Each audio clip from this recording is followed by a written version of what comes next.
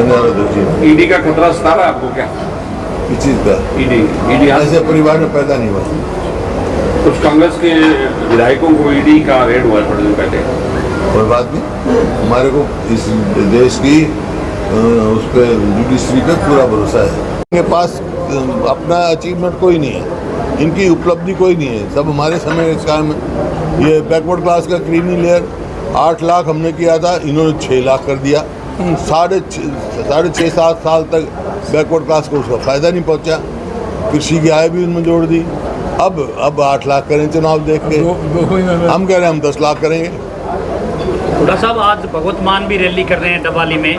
पहले इंडिया गठबंधन का हिस्सा थी आम आदमी पार्टी, अब आपको क्या लग रहा है कि हरियाणा में कैपेबल है कांग्रेस? ऐसा है, केंद्र की जहाँ तक सवाल है वहाँ आज भी गठबंधन है हमारा, आम आदमी पार्टी से, समाजवादी से भी है, वो इंडिया अलायंस है जी।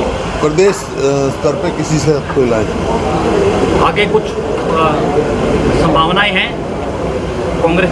हाइपोथेटिकल सवाल है, मैंने कहा प्रदेश कांग्रेस खुद में सक्षम है। हुड्डा साहब, 9.5 साल तक कोई घोषणा की नहीं की, अब नायब सिंह सैनी यू टर्न लेके सारी घोषणाएं लगातार हो रही हैं। कुछ क्यों करना कुछ नहीं, क्या कुछ नहीं करना कुछ नहीं, घोषणा ही घोषणा कर रहे हैं। अब लोगों को पता है, अभी कुछ करने लोग समझ चुके हैं कि हरियाणा जो प्रति व्यक्ति आय, प्रति व्यक्ति निवेश, और उसमें नंबर 1 था, आज बेरोजगारी में नंबर 1 हो गया, आज असुरक्षित प्रदेश डिक्लेयर हो गया। ये अचीवमेंट है इनकी, तो इनकी अपनी उपलब्धि तो है नहीं। इन्होंने सामांगो यात्रा में कितने जिले कवर कर लिए आपने? सामांगो यात्रा में कितने जिले कवर कर लिए? नो तो यात्रा चल रही है, वो अध्यक्ष जी बताएंगे। हमारा तो जो है धन्यवाद, उसमें एक राज्य है, एक रेवाड़ी रह गया, एक पलवल, और बाकी सारे जिले कवर कर लिए धन्यवाद अध्यक्ष जी। ईडी का खतरा सता रहा है आपको क्या? किस चीज़ का? ईडी ऐसे परिवार में पैदा नहीं हुआ। कुछ कांग्रेस के विधायकों को ईडी का रेड हुआ थोड़े दिन पहले। कोई बात नहीं, हमारे को इस देश की उस पर जुडिशरी पे पूरा भरोसा है। हुड्डा साहब, यहाँ कॉटन बेल्ट है और गुलाबी सुंडी आई हुई है। पिछले साल भी नरमा खराब हुआ था गुलाबी सुंडी से, इसका कोई परमानेंट हल भी नहीं निकाल। बीज अच्छा देना चाहिए और समय पर प्रिकॉशन लेना चाहिए। जो काम सरकार को करना चाहिए वो नहीं कर रहे हैं, जब तो किसान को नुकसान हो रहा है इतना। हुड्डा साहब, सभी राजनीतिक दलों के द्वारा बुढ़ापा पेंशन बढ़ाने की चर्चा की जाती है, युवा के बेरोजगारी भत्ता बढ़ाने की चर्चा नहीं की जाती। इस समय युवा को बेरोजगारी भत्ता 3000 दिया जा रहा है, तो आपकी सरकार बनने के बाद वो अभी मैनिफेस्टो तैयार हो रहा है, आप देखना, हर वर्ग के लिए हमारा मैनिफेस्टो, युवाओं के लिए भी है, महिलाओं के लिए भी है, अलग अलग वर्ग, सब वर्ग के लिए है। 3.5 लाख युवा बेरोजगार सारे उसमें कर रहे हैं हम क्या। हरियाणा में अधिकतर भर्तियां कैंसिल हुई हैं, परीक्षाएं लीक हुई हैं, तो क्या कांग्रेस युवाओं के लिए परीक्षा की भर्ती की गारंटी लेके आएगी? बिल्कुल, हमने पहले भी करी। 2 लाख हम तो कह रहे हैं, कौन सी सरकार बनते 2 लाख जो पद खाली है वो हम भरेंगे, पक्की नौकरी देंगे, इनकी तरह ठेकेंगे नहीं। भ्रष्टाचार का अड्डा बना हुआ है ये तो। तो दादा कहते हैं हुड्डा साहब प्लाटों की घोषणा करते हैं, लेकिन जमीन कहाँ है वो नहीं पता। आज जो पहले दिए 4 लाख प्लॉट, पहले कहाँ थी जमीन? वो भी गांव से दूर दिए तो कहीं भी दिए 4 लाख प्लॉट दिए थे ना, फिर 3 लाख और आइडेंटिफाई कर रखे थे हमने। जमीन थी जब तो आइडेंटिफाई किए। हुड्डा साहब, वर्तमान में जो लॉ एंड ऑर्डर की स्थिति है, फिरौतियाँ मांगी जा रही है, सरेआम मर्डर हो रहे हैं। वही तो मैं कह रहा हूँ, अपराध बहुत बढ़ रहा है, और ये मैं नहीं कह रहा, सोशल प्रोग्रेसिव इंडेक्स है सेंटर की, वो है उसने हरियाणा को असुरक्षित डिक्लेयर करा है।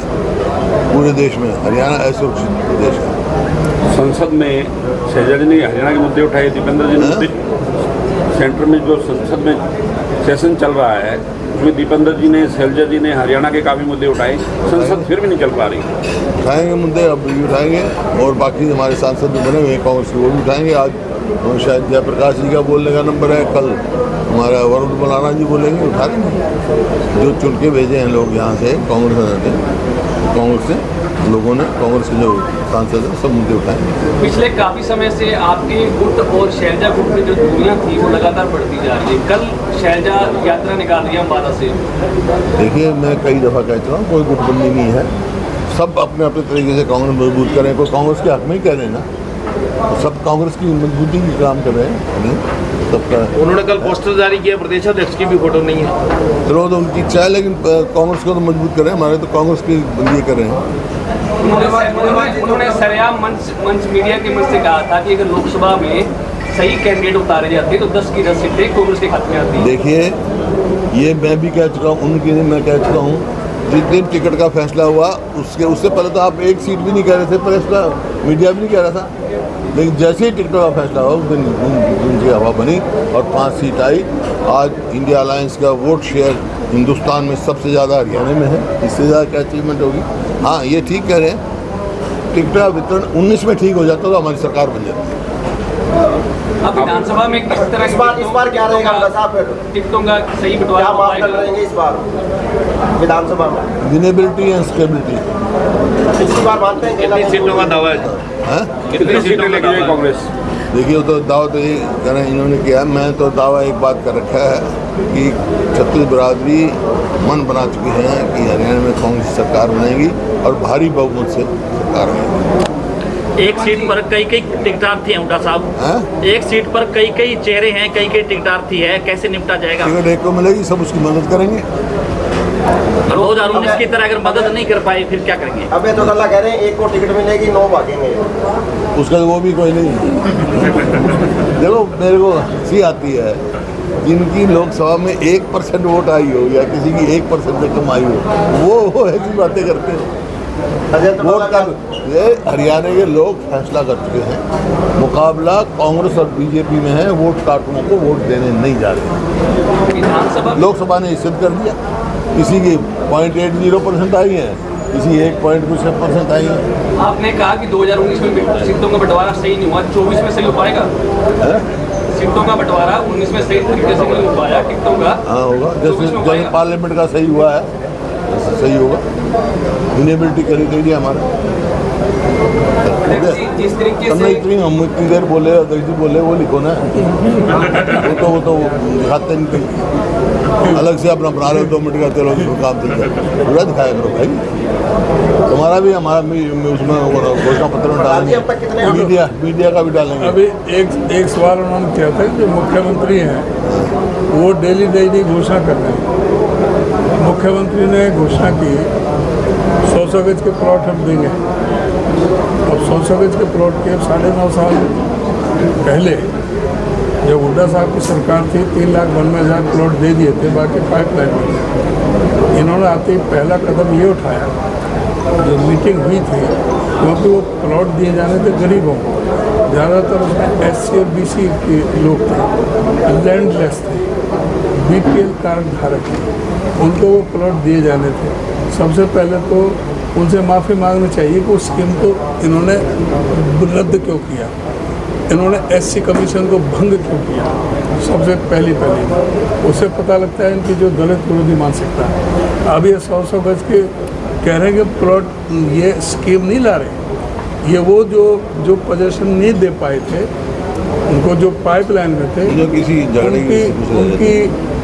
किसी झगड़े की वजह से दूसरे कब्जेदार हैं। अभी भी ये किसी को प्लॉट नहीं दिया, कह रहे हैं कि 1-1 लाख रुपए दे देंगे, ये सिर्फ भरवाने के और कोई नहीं। इन्होंने दूसरी बात कही कि परिवार पहचान पत्र, बजट में कोई प्रावधान और नहीं है। Property ID। अब इन्होंने माना कि परिवार पहचान पत्र और प्रॉपर्टी ID में गलतियां हैं।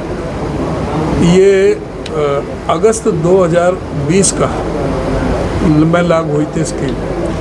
3 साल तक मीडिया ने कांग्रेस के सभी मंचों से धरना प्रदर्शन किए, हर मंच पे बोला कि 1-1 किलोमीटर की लाइन लग रही है। ये परिवार पहचान पत्र परमानेंट परेशानी पत्र बन करके रह चुका है। प्रॉपर्टी ID में 95% गलतियाँ, 90% परिवार पहचान पत्र में। इंग्लिश ट्रिब्यून और इंडियन एक्सप्रेस सारे हिंदी के अखबारों में सब में आया, हम सब चिल्ला के कह रहे थे। तो पहले तो इस बात के लिए माफ़ी मांगे कि वे परिवार पहचान पत्र को हथियार बना करके जो लाखों लोगों के, गरीब लोगों के पीले राशन कार्ड काटे, उसके लिए कौन दोषी है, उसके लिए जिम्मेदारी किसकी है।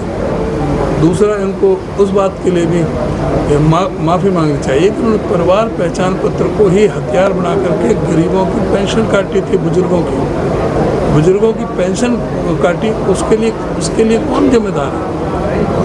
इन्होंने इन्होंने हर मोर्चे पर ये सरकार विफल साबित हुई है। कोई भी जो इन्होंने घोषणा की है ये सिर्फ जुमलेबाजी की है। ये 2 महीने में ये कुछ नहीं कर सकते। और इनके कोई घोषणा के बारे में हो तो मेरे से पूछना। एक सवाल, तुमने इतने सवाल पूछे मेरे से, एक सवाल तुम्हारे से पूछता हूँ, ईमानदारी से जवाब देना। तुम सारे घूमते हो, पत्रकार हो, हर गाँव में जाते हो। ये पिछले 9.5 साल में सिरसा जिले में कोई प्रोजेक्ट आया, कोई काम है? तुम एक बात बता सकते हो भाई हाँ ये काम है, बता दो मेरे को। बस फिर होगी बात non performing government. Sir, Haryana में डॉक्टर पैरामेडिक जो स्टाफ है वो स्ट्राइक पे चला गया है। सारे स्टाफ डॉक्टर नहीं, सब गए हुए हैं आज तो काफ़ी लोग, क्योंकि ये सरकार जो है नॉन परफॉर्मिंग गवर्नमेंट है और इनका कोई बस का नहीं है। कोई वादा कुछ करते कुछ नहीं। हाई कोर्ट ने आदेश दिए थे शंभू बॉर्डर के, वो इम्प्लीमेंट गवर्नमेंट नहीं कर पाई। अब सुप्रीम कोर्ट को इंटरफेयर करना पड़ रहा है। इस पर क्या कहना है? प्रजातंत्र है, प्रजातंत्र में किसी को रोका नहीं जा सकता। अपनी बात है।